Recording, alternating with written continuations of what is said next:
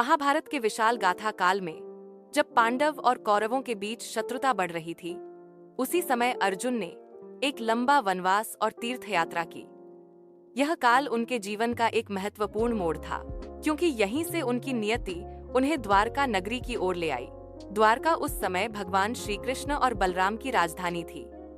यह नगरी समुद्र के किनारे स्थित स्वर्ण और रत्नों से सुशोभित कला और संस्कृति का केंद्र थी। यहाँ देवकी और वसुदेव के कुल का वैभव झलकता था। इसी द्वारका में राजमहल की शोभा बढ़ाती थी सुभद्रा, श्री कृष्ण और बलराम की बहन। वह रूप, लावण्य और शील में अनुपम थी। उसकी मधुर वाणी, सरल स्वभाव और कोमल हृदय उसे अन्य स्त्रियों से विशिष्ट बनाते थे। उस समय पांडव अनेक कठिनाइयों से गुजर रहे थे। हस्तिनापुर में दुर्योधन और उसके भाइयों ने छल और षड्यंत्र से उन्हें बार बार अपमानित किया था। अर्जुन, जो पांडवों में सबसे बड़े धनुर्धर और साहसी योद्धा थे, अपने जीवन को नए सिरे से संवारना चाहते थे। वनवास के दिनों में तीर्थ यात्रा करते हुए वे अनेक स्थानों से गुजरे। उन्होंने महर्षियों का आशीर्वाद लिया और विभिन्न राजाओं से भेंट की। इसी यात्रा के दौरान उनका हृदय उन्हें द्वारका की ओर खींच लाया। जब अर्जुन द्वारका पहुंचे तो उन्होंने वहां की भव्यता देखकर आश्चर्य किया। सड़कें स्वर्ण धूल से दमक रही थीं। राजमहल के द्वार रत्नों से जड़े थे और चारों ओर संगीत एवं नृत्य की गूंज थी। श्री कृष्ण ने अपने मित्र अर्जुन का स्वागत अत्यंत प्रेम से किया। दोनों ने गले लगकर पुराने दिनों की बातें की। कृष्ण ने कहा, पार्थ, तेरे आने से द्वारका का सौंदर्य और बढ़ गया है। यह भूमि अब और भी पवित्र हो गई। अर्जुन ने उत्तर दिया, मधुसूदन, तुम्हारा दर्शन ही मेरे जीवन को संपूर्ण कर देता है। तुम्हारे बिना मेरा अस्तित्व अधूरा है। इन्हीं दिनों अर्जुन ने पहली बार सुभद्रा को देखा। वह राजमहल के प्रांगण में खड़ी थी, अपने मित्रों संग हंसती, खिलखिलाती। उनकी आंखों में कोमलता, चेहरे पर तेज और चाल में माधुर्य था। अर्जुन का हृदय उस क्षण जैसे थम गया। उन्होंने सोचा, यह कन्या केवल रूपवती ही नहीं बल्कि देवी तुल्य है। यदि मेरा जीवन किसी संगिनी के साथ पूर्ण हो सकता है तो वह केवल सुभद्रा ही है। अर्जुन जब द्वारका में ठहरे तो श्री कृष्ण ने उन्हें अपने अतिथि के रूप में राजमहल में स्थान दिया। वहीं एक दिन उद्यान में घूमते समय अर्जुन और सुभद्रा की पहली मुलाकात हुई। सुभद्रा अपने सखियों के साथ पुष्प तोड़ रही थी। उनकी हंसी की मधुर गूंज पूरे उपवन में फैल रही थी। अर्जुन ने उन्हें देखा और उनके हृदय में हलचल मच गई। सुभद्रा ने भी जब अर्जुन को देखा, उनके तेजस्वी मुख, गंभीर नेत्र और वीरता की आभा को, तो उनका मन भी अनायास आकर्षित हो गया। अर्जुन ने सहज होकर प्रणाम किया। राजकुमारी सुभद्रा, आप इस उद्यान की शोभा को और भी बढ़ा रही हैं। सुभद्रा ने मुस्कुराते हुए उत्तर दिया, महान धनुर्धर अर्जुन, आप जैसे वीर यहाँ हो तो किसी को भी भय किस बात का। द्वारका आपके आने से पवित्र हुई है। उस क्षण दोनों के बीच एक ऐसा बंधन जुड़ा जिसे शब्दों में बयां करना कठिन था। दिन बीतने लगे। कभी सभा में, कभी उद्यान में, कभी मंदिर में अर्जुन और सुभद्रा का मिलना जुलना बढ़ता गया। दोनों के मन में एक दूसरे के लिए कोमल भाव जाग चुके थे। सुभद्रा को अर्जुन की वीरता, धर्मनिष्ठा और विनम्रता मोह रही थी। वहीं अर्जुन को सुभद्रा की सरलता, सौंदर्य और पवित्र हृदय ने बांध लिया था। श्री कृष्ण ने इस आकर्षण को तुरंत भांप लिया। वे जानते थे कि अर्जुन और सुभद्रा का मिलन केवल दो आत्माओं का नहीं बल्कि भविष्य के महायोद्धा अभिमन्यु के जन्म का मार्ग है। कृष्ण ने अर्जुन को गुप्त रूप से बुलाकर कहा, पार्थ, मैं देख रहा हूँ कि तेरे हृदय में सुभद्रा के लिए विशेष भाव जाग चुका है। क्या तू सच में उससे विवाह करना चाहता है?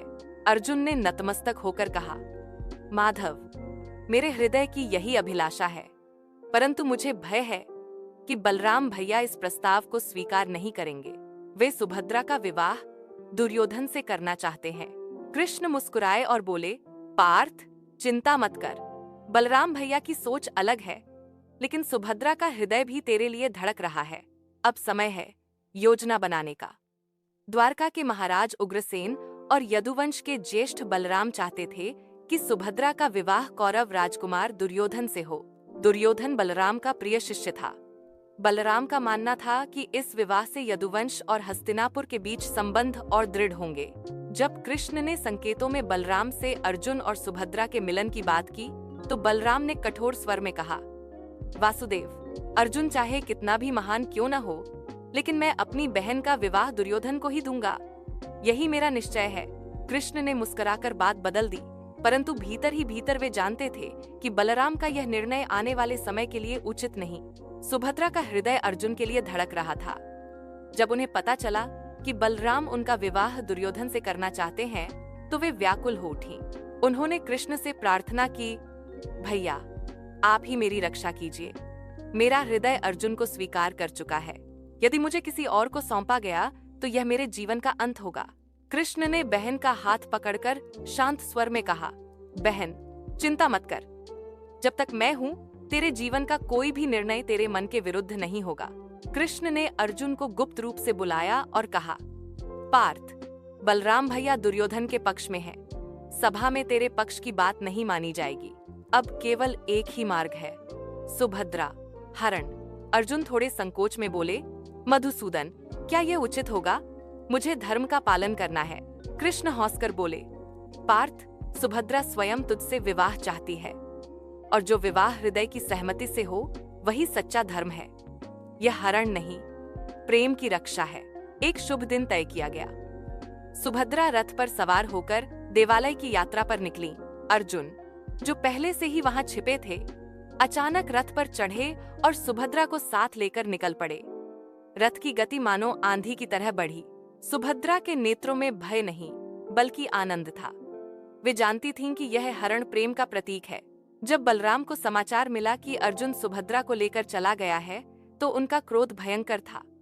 उन्होंने हथियार उठाए और तुरंत सेना को तैयार करने का आदेश दिया।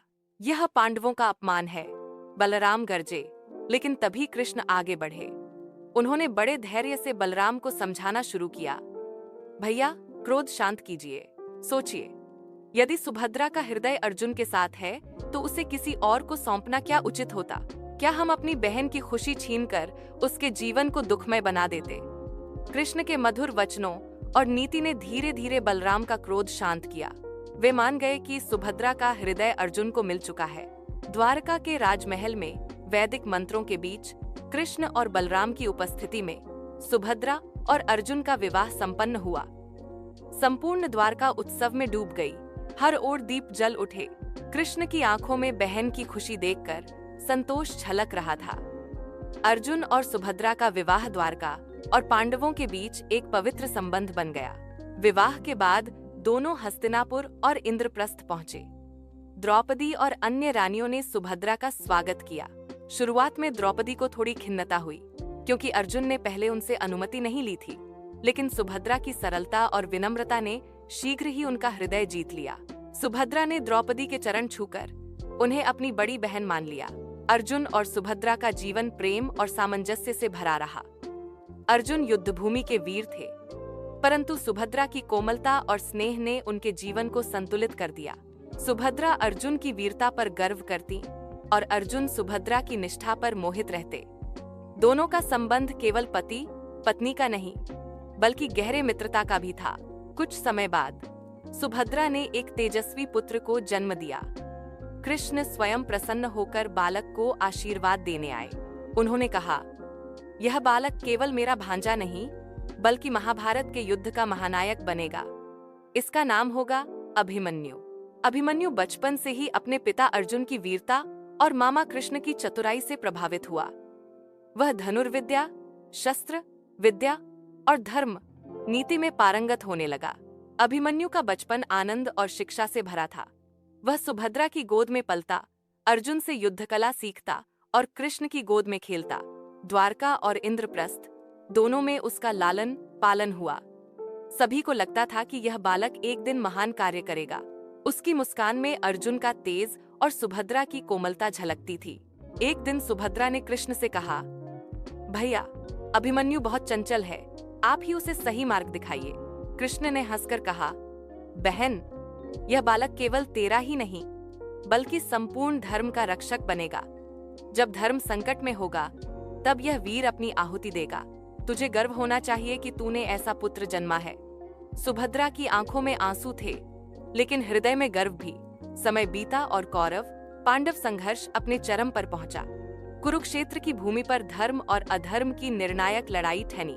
पांडवों की ओर से अर्जुन जैसे महान धनुर्धर थे, तो कौरवों की ओर से भीमकाय सेनाएं और कर्ण जैसे महारथी। सुभद्रा का हृदय युद्ध के नाम से ही कांप उठता, क्योंकि अब उसका पुत्र अभिमन्यु भी इस धर्म युद्ध का हिस्सा बनने जा रहा था। अभिमन्यु युवा हो चुका था। उसकी वीरता देखकर स्वयं अर्जुन भी गर्वित होते। जब वह रणभूमि में प्रवेश करता तो शत्रु कांप उठते। एक दिन कौरवों ने चक्रव्यूह रचना की। इस घेराबंदी को भेदने के लिए केवल अर्जुन और कुछ अन्य योद्धा सक्षम थे, लेकिन अर्जुन उस समय युद्ध के दूसरे छोर पर व्यस्त थे। कृष्ण और युधिष्ठिर ने अभिमन्यु से कहा, पुत्र, केवल तू ही इस चक्रव्यूह को भेद सकता है। यदि तूने यह कार्य न किया तो हमारी सेना संकट में पड़ जाएगी। अभिमन्यु ने बिना विलंब उत्तर दिया, मामा कृष्ण, यदि धर्म रक्षा के लिए मेरा जीवन भी अर्पण करना पड़े तो मैं पीछे नहीं हटूंगा। अभिमन्यु ने चक्रव्यूह भेदा और अद्भुत पराक्रम दिखाया, लेकिन दुर्भाग्य से उसे भीतर से बाहर निकलने की विधि नहीं आती थी। कौरवों ने मिलकर छलपूर्वक उस पर आक्रमण किया। जयद्रथ ने उसे बाहर आने से रोका और कौरव योद्धाओं ने मिलकर उसे घेर लिया। भीष्म, द्रोण, कर्ण, कृपाचार्य सभी ने मिलकर एक अकेले युवा वीर पर वार किए। अंततः वीर अभिमन्यु रणभूमि पर गिर पड़ा। उसका बलिदान संपूर्ण धर्मयुद्ध का अमर अध्याय बन गया। जब यह समाचार सुभद्रा तक पहुंचा तो उनके हृदय पर वज्रपात हुआ। उनकी आंखों से अश्रु बहने लगे। वे बार बार कहती, हे माधव, मेरा पुत्र इतना युवा था, फिर भी उसने धर्म के लिए अपना जीवन अर्पण कर दिया। कृष्ण ने सुभद्रा को सांत्वना दी, बहन, अभिमन्यु का बलिदान व्यर्थ नहीं जाएगा। उसके पुत्र परीक्षित के रूप में वंश आगे बढ़ेगा और धर्म की ज्योति कभी नहीं बुझेगी। शोक से टूटी सुभद्रा ने भी समय के साथ स्वयं को संभाला। उन्होंने परीक्षित अभिमन्यु पुत्र को गोद में लेकर उसका पालन पोषण किया। उनका जीवन अब एक मां से बढ़कर धर्म और भविष्य की रक्षा करने वाली स्त्री का बन गया। उनकी आंखों में आंसू थे, लेकिन मन में गर्व भी, क्योंकि वे जानती थीं कि उनका पुत्र अभिमन्यु सदा इतिहास में धर्म के रक्षक और आदर्श वीर के रूप में स्मरण किया जाएगा। सुभद्रा हरण से लेकर अभिमन्यु के बलिदान तक की यह कथा केवल प्रेम की कहानी नहीं, बल्कि साहस, नीति और धर्म की महान गाथा है। सुभद्रा और अर्जुन का मिलन, कृष्ण की नीति और अभिमन्यु का पराक्रम, ये सब मिलकर महाभारत को अमर गाथा बनाते हैं।